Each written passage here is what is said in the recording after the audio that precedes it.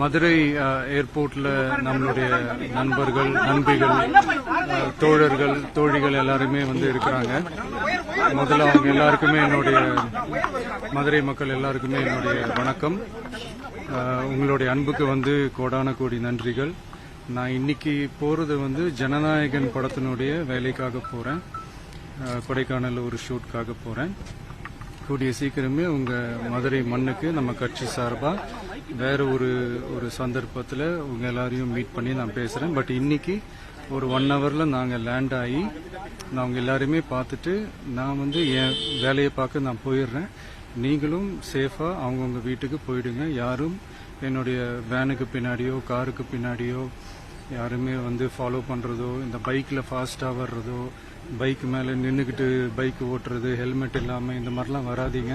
ஏன்னா அந்த காட்சியெல்லாம் பார்க்கறதுக்கே மனசுக்கு ரொம்ப பதட்டமா இருக்கு. ஸோ கூடிய சீக்கிரமே வேற ஒரு சந்தர்ப்பத்தில் உங்க எல்லாரையும் நான் மீட் பண்ணி நான் பேசுறேன். அது வரைக்கும் உங்க எல்லாருக்குமே என்னுடைய மே தின வாழ்த்துக்கள்.